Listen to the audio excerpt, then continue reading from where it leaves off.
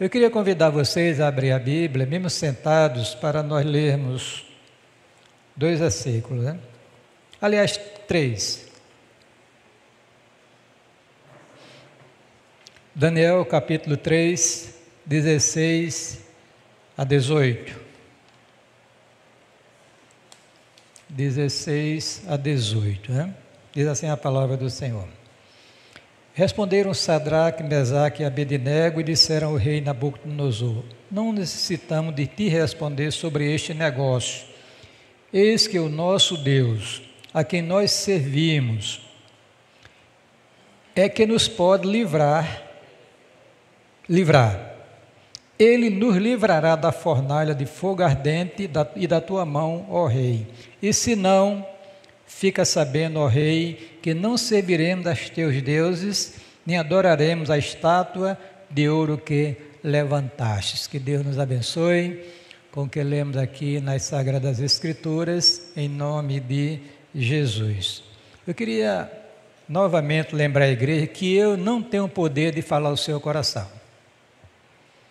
Eu estou falando nos seus ouvidos. Daí para frente é uma obra exclusiva da graça de Deus. É por isso que a gente precisa, irmãos, orar ao Senhor antes de subir à casa do Senhor para participar do culto.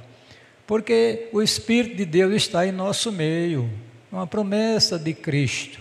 Onde estiverem 2 ou 3 reunidos em meu nome, disse ele, ali estarei eu no meio dele. Então não depende da minha santidade, nem da minha consagração, nem das minhas emoções, depende unicamente da fidelidade de Deus. Diga amém, irmãos. Então o Senhor está presente para falar o seu coração, ministrar a sua alma, dar uma chacoalhada na sua vida espiritual e sair daqui mais animado, mais renovado, para continuar servindo ao Senhor.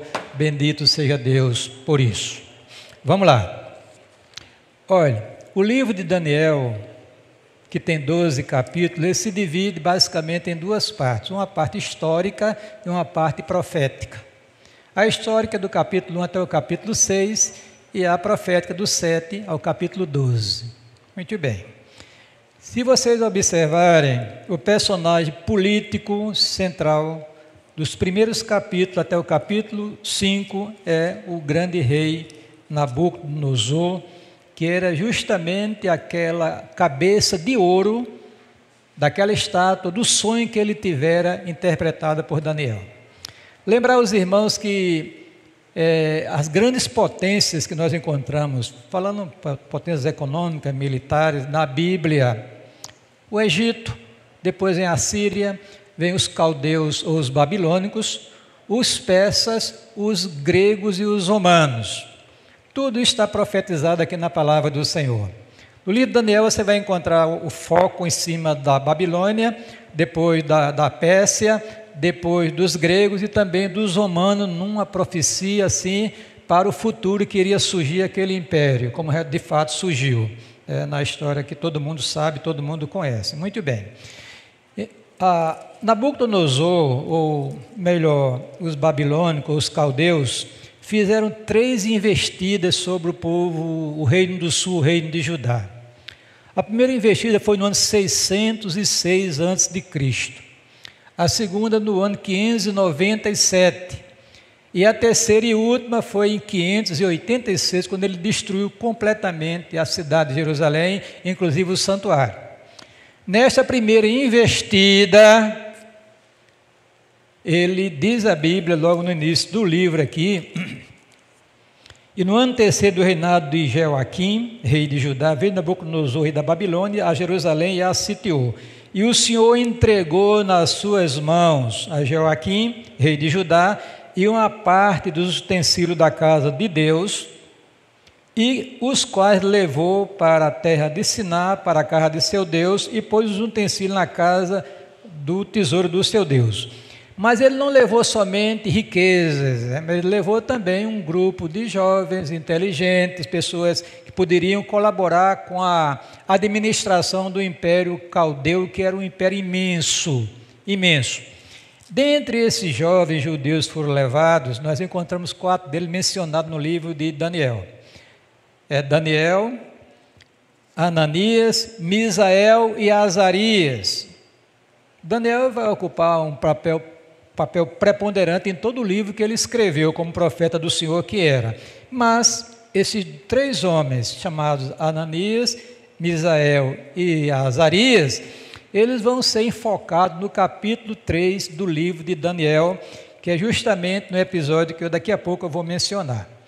Muito bem, então, a esses homens, Ananias, Misael e Azarias, o chefe dos eunucos lhes deu nomes babilônicos, quais sejam Sadraque, Mesaque e Abidnego.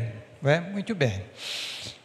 Bom, olha, no capítulo 2 do livro, sim, então, graças à bênção do Senhor, na fidelidade desses homens, porque foram homens que fizeram a opção de ser fiel ao Senhor, Deus abençoou, eles prosperaram muito na Babilônia, inclusive ocupando cargos assim elevadíssimos naquele reino, né?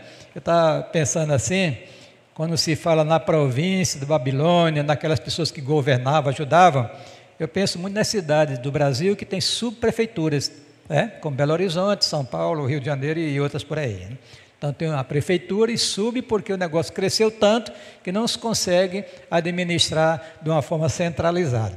Muito bem, então esses homens prosperaram muito, graças à interpretação que Daniel fizera, do sonho que Nabucodonosor tivera, e o texto diz aqui, irmãos, interessante, no capítulo 2, versículo 49, e pediu Daniel ao rei e constituiu ele sobre os negócios da província de Babilônia, Sadraque, Mesaque e Abidnego, mas Daniel estava à porta do rei. Como Daniel era um homem que tinha visões, interpretava as visões, era um homem de Deus, um profeta do Senhor, então ele foi alçado a uma posição mais elevada do que esses 3 aqui. Muito bem. Nós não sabemos, querido, onde Daniel estava quando Nabucodonosor inventou, talvez baseado, estava pensando na visão que ele tivera, no sonho que ele tivera no capítulo 2, ele inventou de fazer uma estátua gigantesca, irmãos. Uma estátua que tinha aproximadamente 27 metros de altura por 2,70 metros de largura, aproximadamente 3 metros. E de ouro, e foi erigida num determinado lugar, e este homem inventou de convocar todas as pessoas importantes do seu reino para que inaugurasse a estátua e ali fizesse algo que um judeu jamais poderia aceitar, judeu fiel, que era se dobrar e adorar um ídolo. E aí começou a confusão. Então vamos lá. Então o texto sagrado diz que, eu vou ler aqui para vocês, para vocês terem ideia do contexto, depois eu vou entrar aqui no assunto que eu li para enfocar. Olha, irmãos, veja bem, a palavra diz aqui o seguinte: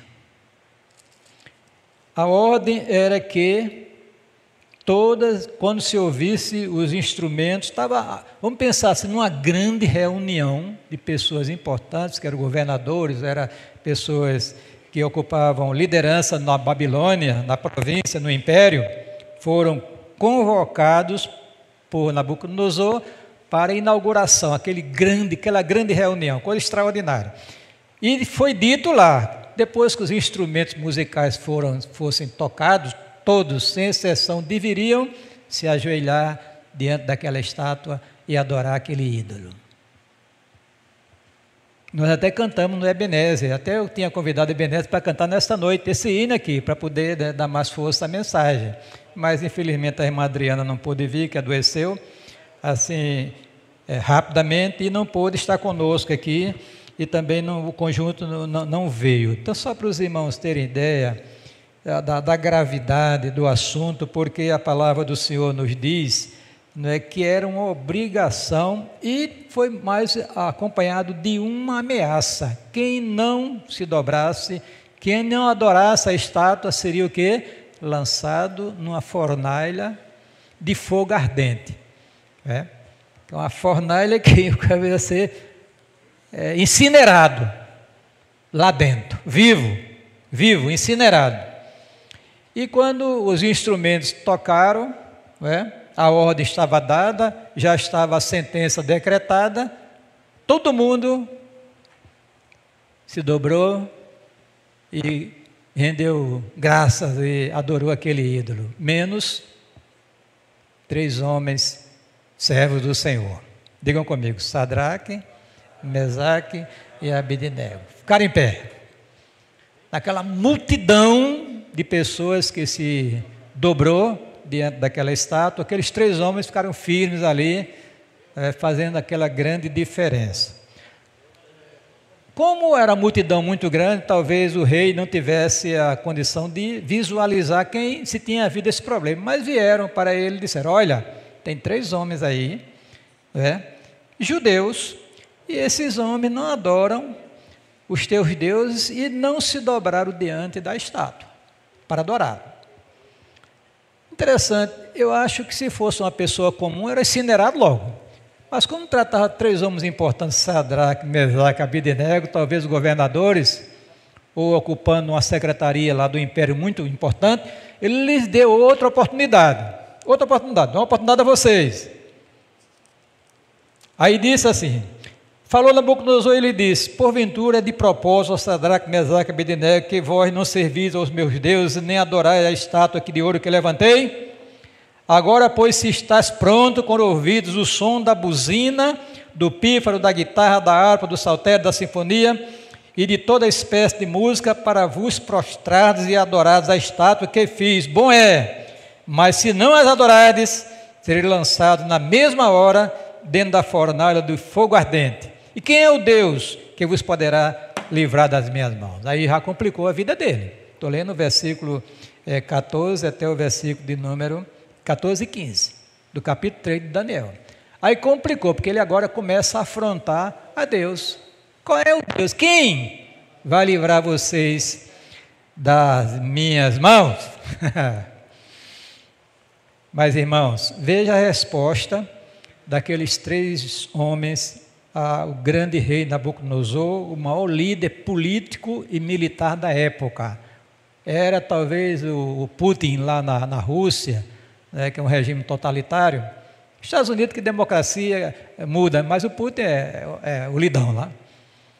Então, talvez diante do Putin, né? E se não se dobrasse, então foi dada a oportunidade, os instrumentos iriam tocar novamente. Olha o que a Bíblia diz. Responderam Sadraque, Mesaque e Abednego e disseram ao rei Nabucodonosor, não necessitamos de te responder sobre este negócio. Olha que falando a um líder político que tinha o poder para destruir a vida deles. Eis que o nosso Deus, a quem nós servimos, é quem nos pode livrar. Ele nos livrará da fornalha de fogo ardente e da tua mão, ó rei. E se não, fica sabendo, ó rei, que não serviremos aos teus deuses, nem adoraremos a estátua de ouro que levantaste. O rei ficou furiosíssimo, mandou aquecer a fornalha 7 vezes para lançar aqueles homens que desafiaram a sua autoridade e não se dobraram diante do pecado, diante da idolatria. Foram jogados na fornalha. Aí vem o texto que o presbítero Evandro leu com vocês aqui, né? Deus é tão maravilhoso, irmãos, que deu até uma visão àquele homem, que esse homem era tão ruim, mas Deus tinha um propósito na vida dele, sabia? Esse homem teve visões de Deus, foi humilhado até o pó para poder reconhecer que o Altíssimo reinava. Que os impérios do mundo não são nada diante da autoridade do nosso grande e poderoso Deus, irmão. E a palavra de Deus diz que ele abriu os olhos e viu 4 homens, e não só 3. E ele, assustado, ele disse o seguinte, irmãos, olha que coisa maravilhosa, né? Deixa eu ler aqui.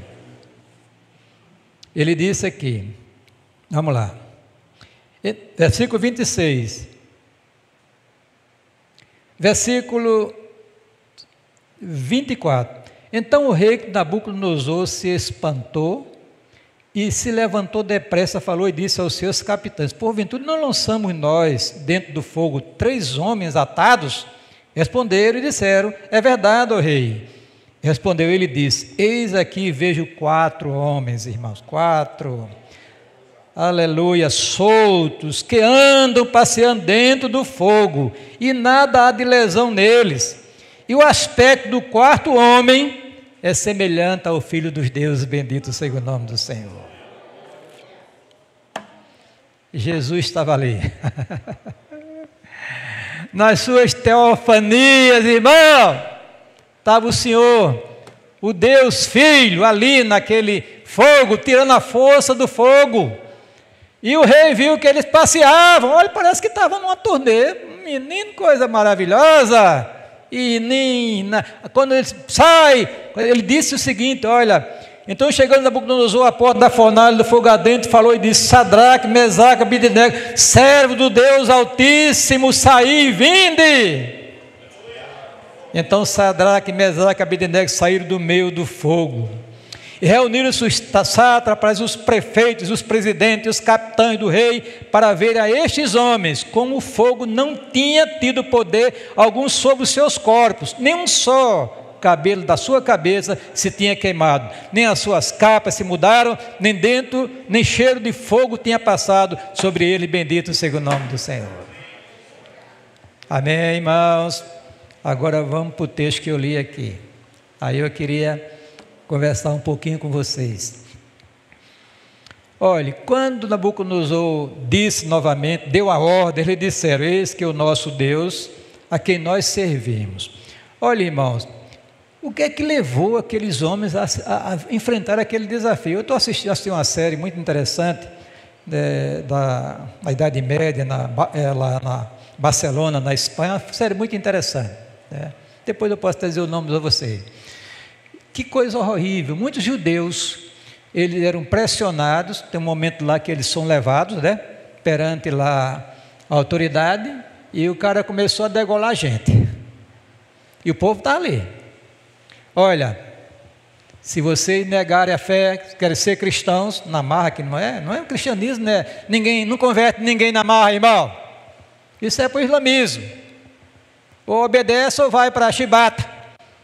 Cristão é voluntário, a pessoa aceita pela fé voluntariamente, ninguém deve ser coagido, é algo que brota do coração, motivado pelo Espírito do Senhor, E muitos judeus, para escaparem com vida, eles negavam a fé judaica, escapavam da morte certa, porque era degolado na hora, cortado a cabeça na hora, isso lá na Barcelona, segundo essa série. Muito bem, então nós vemos aqui, irmãos, 3 pessoas que se tomaram uma decisão firme, alguma coisa motivou, dava força àqueles homens, porque não é uma coisa que acontece assim com facilidade, irmão. Uma das terríveis, os instrumentos que a famosa Inquisição católica, que aprofundou-se muito na Espanha e em Portugal, veio aqui para o Brasil também, era a tortura, a tortura. Então, com medo da tortura, a pessoa confessava os pecados que nunca tinha cometido, porque estava sendo mutilado, e para pensar que escapava, depois eles, o pecado foi confessado, agora vai para a fogueira. Ó, que hipocrisia terrível. Mas vamos aqui. Então, a primeira coisa, irmão, no meu entendimento, que levou aqueles homens a se manterem firmes, porque eles sabiam que era um servo de Deus. Diga amém.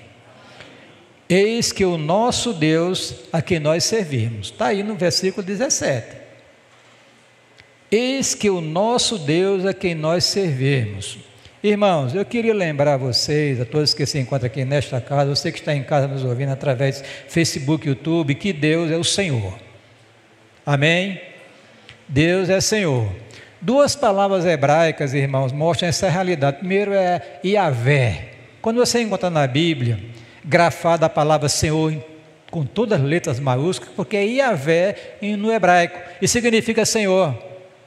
Adonai também. Adonai já seria o S maiúsculo, restante minúsculo.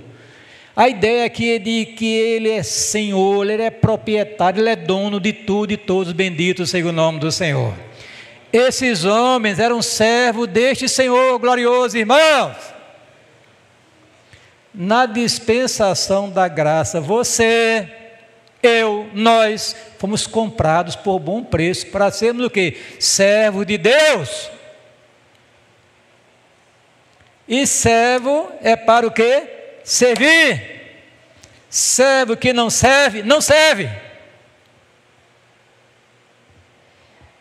Eis que o nosso Deus, a quem nós servimos, querido, tenha isso dentro do seu coração. Eu sou um servo de Deus. Diga amém.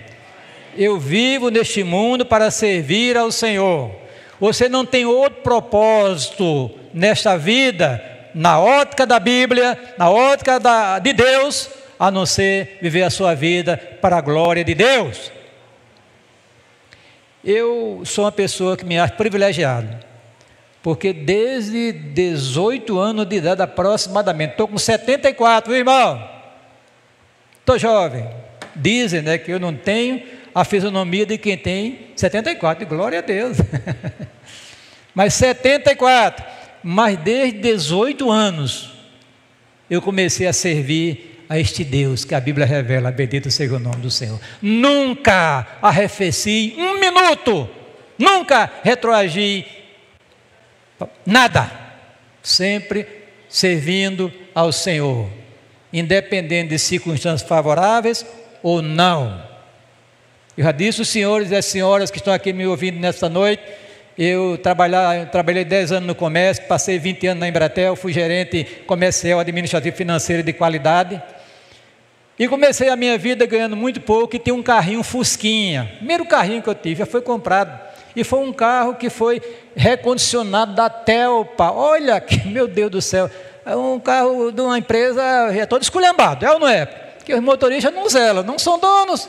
Mas foi lá, eu consegui comprar, e lá vai, mandei ajeitar, lanternar, ficou um carrinho bonitinho. E o fato é que eu ia para onde, irmãos? Para trabalhar para o Senhor, na Ilha do Bispo. Você sabe onde é que fica isso? Levanta a mão quem conhece a Ilha do Bispo aqui. Oh, mas tem gente que não conhece. É ali, lá por trás do cordão encarnado. Para ali, lá embaixo, na Cidade Velha, puxando para cá um pouco. E tem a congregação e tem a fábrica da Cimepar, irmãos, não tinha filtro. Eu chegava com o meu carrinho que era cor de abóbora, parecido com a irmãzinha Ana Cristina ali, só que um pouquinho mais escuro. Irmãos, quando eu saía estava cinza. Cinza! Eu tinha que lavar todinho, né, para poder ficar o carro. Sabe quanto dinheiro a igreja dava para mim? Nenhum vintém. E eu nunca deixei de fazer a obra do Senhor, viu? Nunca. Nunca. Porque eu tinha prazer de servir ao meu Deus. Hoje nós estamos vivendo no meio de um povo de Deus que eu tenho até a ficar assustado. Muitos chegam no final do ano caindo pelas tabelas. Pastor, eu digo, meu irmão, a quem você está servindo? Estes homens aqui estavam numa situação econômica financeira muito boa, poderia ter se dobrado com todo mundo, ninguém iria falar para continuar. Não, eu sirvo ao Deus dos Hebreus, amém? Ao Yahvé, o Adonai, ao meu Senhor, o Rei da Glória, o Senhor do Universo, a este eu sirvo, irmão. Servir ao Senhor com alegria, diz a Bíblia, apresentava diante dele com cântico. Nada, irmãos, seja de que natureza for, ou positivo ou negativo, deve levar você para arriar a sua harpa, deixa lá, no salgueiro, deixa lá. Você foi chamado para servir ao Senhor. Você foi resgatado, comprado com o precioso sangue do Cordeiro para servir ao Senhor. Interessante que Deus não precisa do nosso serviço. Deus poderia, com um decreto seu, deixar tudo pronto, acabou. Mas Ele resolveu, graciosamente, te escolher. Diga amém. escolher soberanamente, te nomear para que você vá e dê fruto para a glória de Deus. Este homem estava ali arriscando a vida, arriscando as suas famílias, os seus empregos, o seu sustento, tudo por amor ao seu Senhor, porque eles consideravam servo de Deus. Interessante é que lá na frente, Nabucodonosor disse o seguinte: servos do Deus Altíssimo. O que é que você quer mais, irmão? E você, um mero assistente na igreja, a igreja funcionando e você só observando. E eu até disse aqui que eu comparo uma igreja evangélica com um barco a vela, ou a remo. Eu até fiquei para que vocês verem melhor. Uns estão remando, né, para levar o barco para frente. Outros estão com os remos arriados. E o pior é quando tem gente remando ao contrário. Saiba que o juízo de Deus breve o alcançará se você não se arrepender dos seus pecados e suas falhas e se voltar para servir ao Senhor. Você não tem mais opção, irmão. Se você professa a fé em Cristo, foi comprado por Ele, foi resgatado das trevas para a luz, só tem uma alternativa: servir ao Senhor. Amém? E com alegria, e com fervor, porque Paulo disse: sede fervoroso no Espírito, servindo ao Senhor. Vamos adiante. A segunda coisa, irmãos, é que eles disseram: olha, o nosso Deus, a quem nós servimos, é quem nos pode livrar. Quando eles disseram isso a Nabucodonosor, eu penso que foi Sadraque, Mesaque e Abednego. Ou os três disseram isso, que não estava combinado, ou Sadraque disse, que começa com o nome dele, e os outros disseram amém. Então foram os três. E disseram: é quem nos pode livrar. Aqui nós vamos olhar agora, irmão, desse poderio, desse Deus que a Bíblia revela. Queridos, o seu Deus, o meu Deus, o nosso Deus, é mais poderoso que você possa imaginar. Amém? Ele se revelou a Abraão, ele disse: Abraão, eu sou o Deus Todo-Poderoso, El Shaddai. Anda na minha presença e ser perfeito. Irmão, nós estamos lidando com o Deus que criou tudo do nada, irmãos. Somente com a sua palavra, faça-se luz, fiat lux, e a luz aparece. Bendito seja o nome do Senhor. Esse Deus que governa, esse Deus todo-poderoso, que não tem nada impossível para Deus. É por isso que eles disseram aqui: olha, esse é o Deus que nos pode livrar. Por quê? Porque Ele é todo-poderoso. Qual o problema que você está enfrentando, meu irmão? Qual a sua dificuldade? Entrega teu caminho ao Senhor. Confia nele e tudo Ele fará. Amém? Qual o seu drama? Qual é a sua fornalha ardente?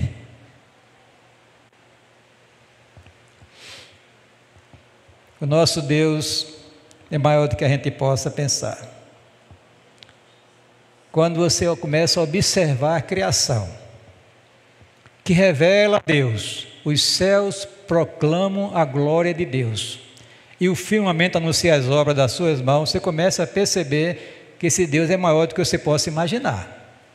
É mais inteligente do que você possa imaginar, porque criou tudo do nada, irmãos. Olha a variedade estupenda das coisas criadas, irmãos. Olha para uma formiga, olha para um gafanhoto, olha para um gato, para um cachorro, e você vai, meu Deus do céu, que grandeza, quão grande, Senhor, são as tuas obras, louvado seja o nome do Senhor. É esse Deus que esses homens criam, irmãos.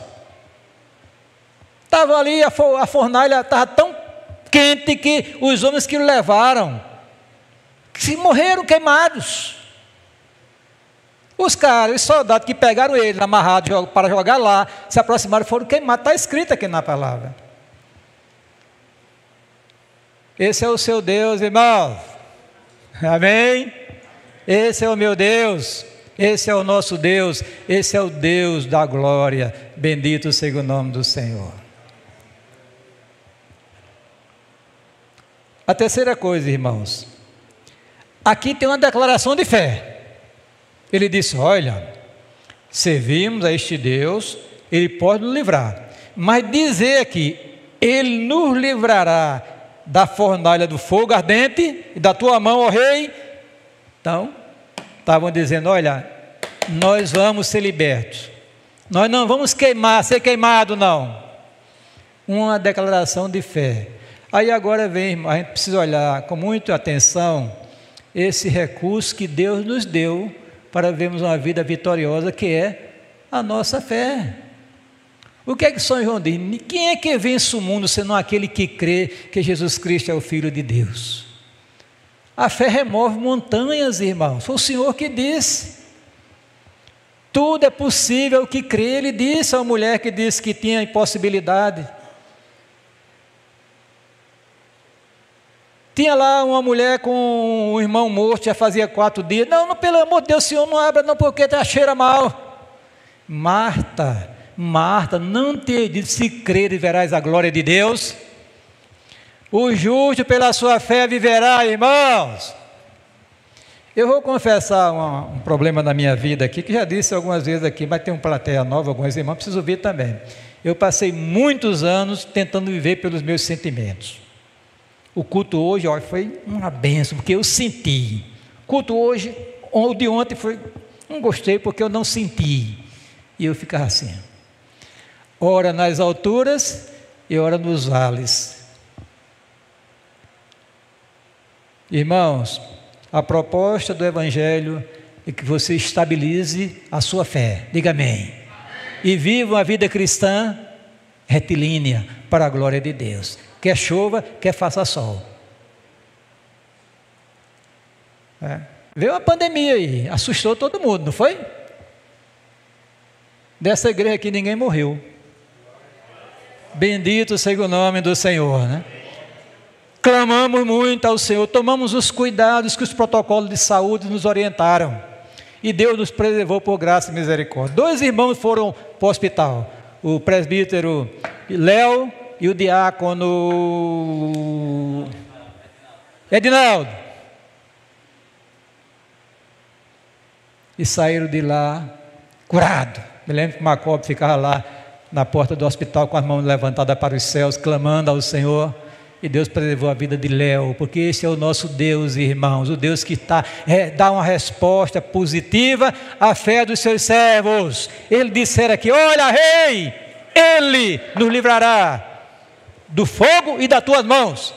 Ele nos livrará. Declaração de fé. Como é que diz um negócio que já está a sentença de morte decretada?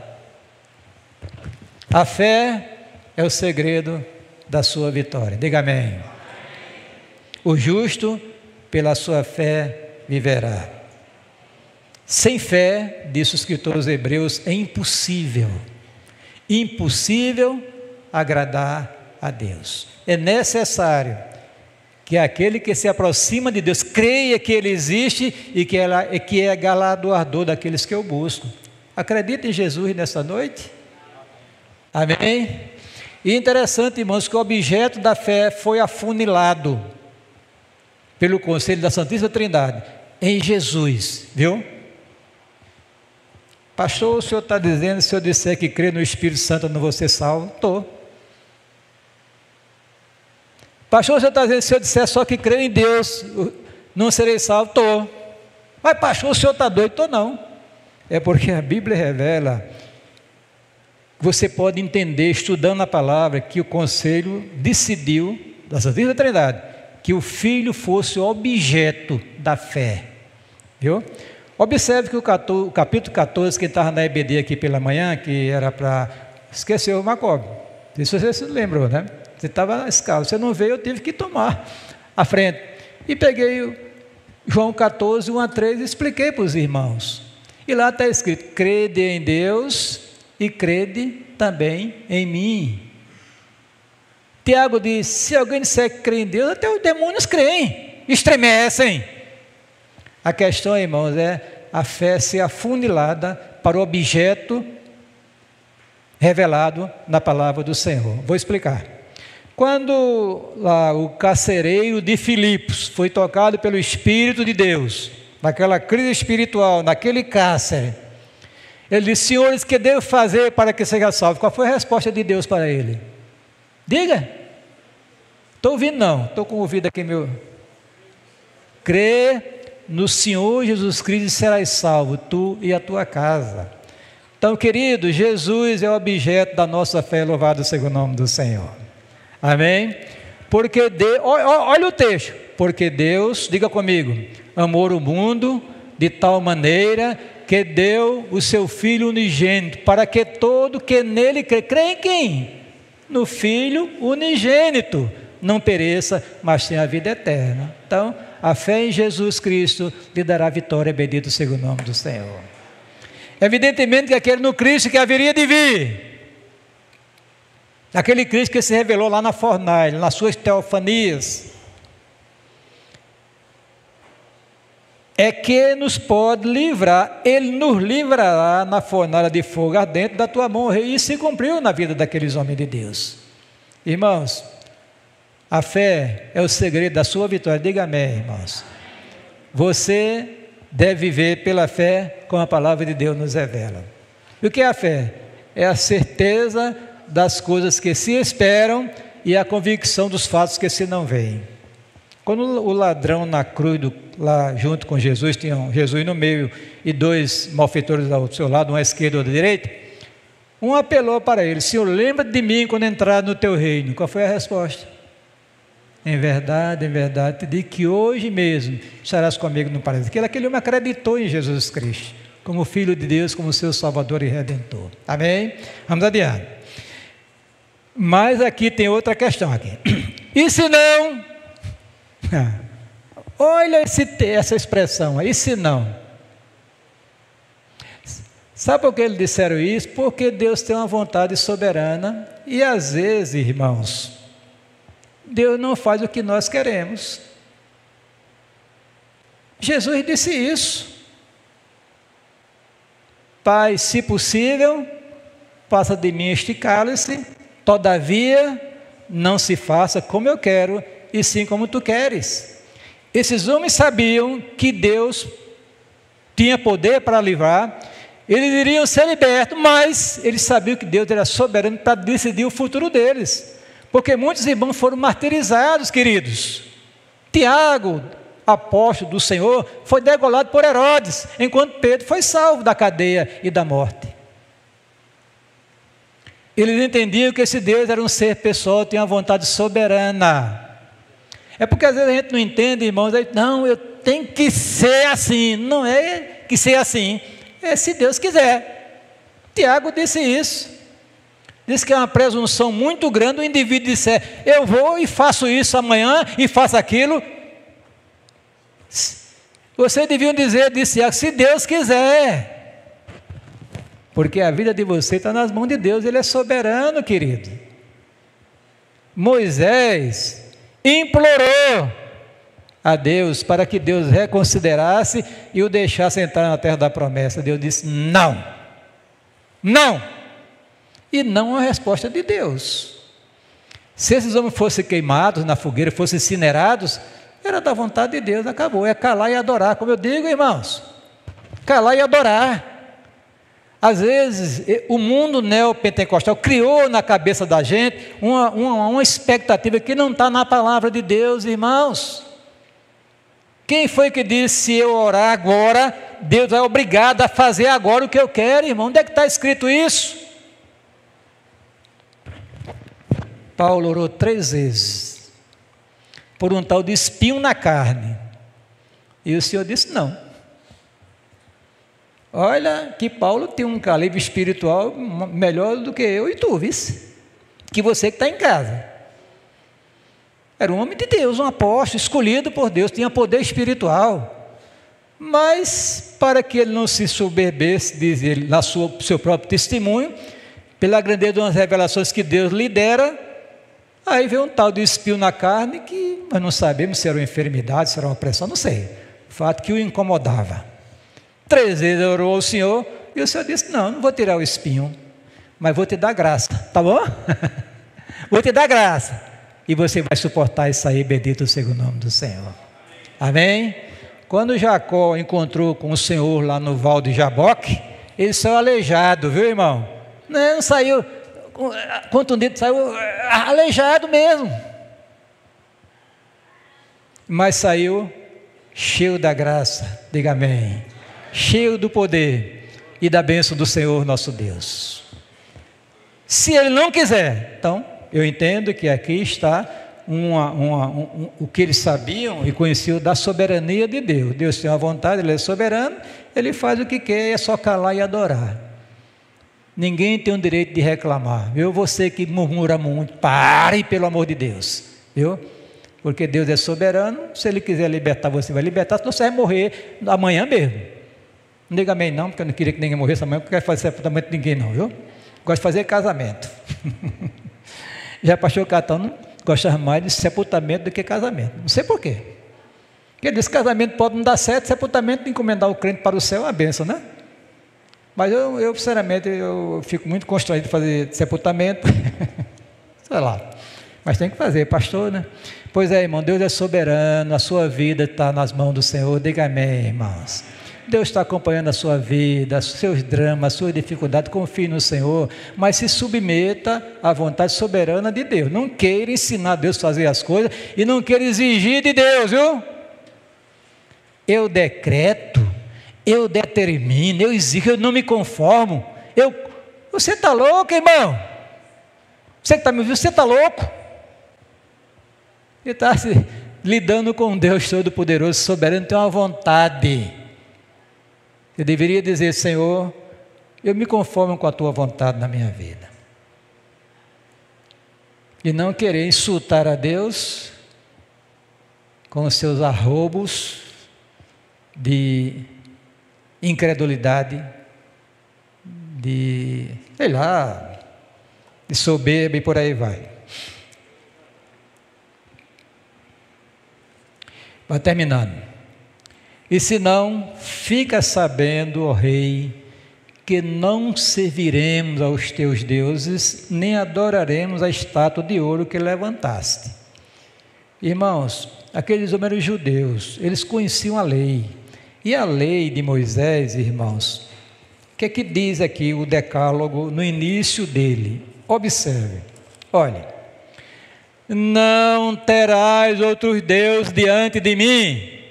Primeiro mandamento da lei de Deus. Segundo, não farás para ti imagem de escultura, nem coisa alguma semelhante do que há lá em cima dos céus, nem embaixo na terra, nem nas águas debaixo da terra. Não te encurvarás a ela, nem as servirás. Era isso que o diabo queria, que aqueles judeus, aqueles crentes se dobrassem, servissem aquele ídolo. Eu tenho a impressão, irmãos, que aquele ídolo era a fisionomia de Nabucodonosor. Que o cara era vaidoso demais, arrogante, podre de rico. Eu vou fazer uma estátua minha aqui e todo mundo tem que se ajoelhar diante dela, ou de um deus da Babilônia. Eu fico mais com a imagem dele mesmo. Por quê? Porque ele já tinha tido uma visão de uma imagem gigantesca, que a cabeça de ouro da imagem era ele. Era ele, está escrito. Era ele, era o rei da Babilônia, era a Babilônia, os caldeus, né? Muito bem, então havia uma proibição expressa para que não se adorasse ídolos. Olha, Paulo diz que o ídolo nada é, mas ele diz também que por trás do ídolo é um demônio. E eu vou dizer uma coisa, viu? Tem muitos crentes que têm ídolos erigidos dentro do seu coração. Não uma estátua, para se dobrar diante dela, dobra-se diante do sexo, da pornografia, diante do dinheiro, diante de um patrimônio qualquer, diante de uma pessoa que ele ama mais do que Deus. Isso é idolatria, isso é pecado aos olhos de Deus, irmãos. A idolatria hoje está mais sofisticada. Nenhum crente tem um santuário, um negócio lá, um oratório dentro de casa e uma estátua ali que ele vai todo dia beijar a estátua e fazer uma reza a ela. Não tem, mas tem muita coisa que nós acariciamos no nosso coração, erigimos como ídolo, porque é mais importante do que o próprio Deus. E a nossa vida diz isso, viu, irmão? Diz isso. Quando você não valoriza as reuniões da igreja e vai para um canto, outro canto qualquer, sem ser por razões de emprego ou por razões de... Você está idolatrando, irmãos. idolatrando. Porque Deus não dá a sua glória a ninguém, queridos. Não, Deus é exclusivo, sabe o que é uma coisa exclusiva? É só dele.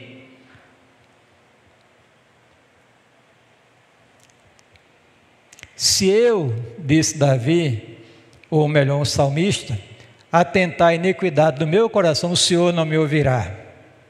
Preciso, irmãos, remover os ídolos do coração, porque o seu coração é o lugar onde Deus reina, bendito seja o nome, onde Deus deve reinar. Amém?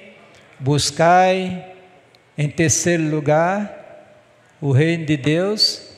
É assim, é? Ninguém está protestando? Não, está errado, pastor. Buscar em primeiro lugar o reino de Deus e a sua justiça, bendito seja o nome do Senhor. É prioridade absoluta. Qualquer outra coisa é um ídolo erigido do coração da pessoa, vai afundar a sua vida espiritual, que você está adorando mais o dinheiro, o sexo, seja lá o que for, lugar de adorar ao seu Deus, ao Deus revelado em sua santa palavra.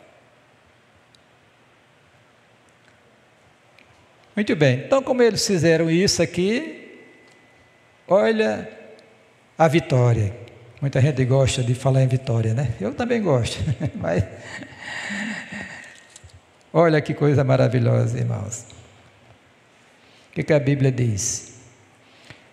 Então o rei, estou lendo o versículo 30, então o rei fez prosperar a Sadraque, Mesaque e Abidnego na província da Babilônia. Deus recompensa os seus servos fiéis, diga amém.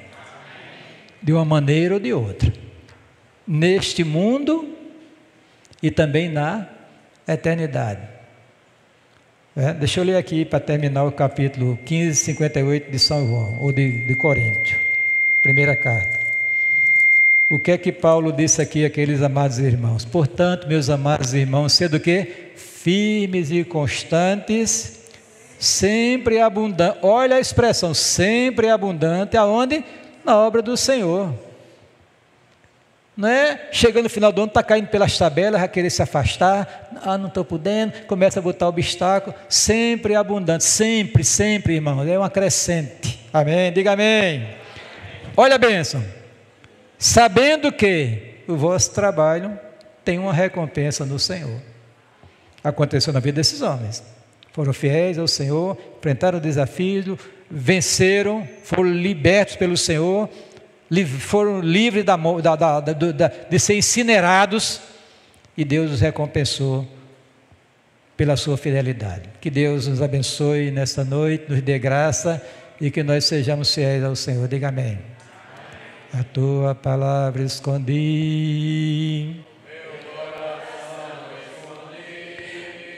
para eu não pecar, contra ti não pecar, a tua palavra escondi. Toda a igreja, bem forte, para todo mundo ouvir, só você aí na internet.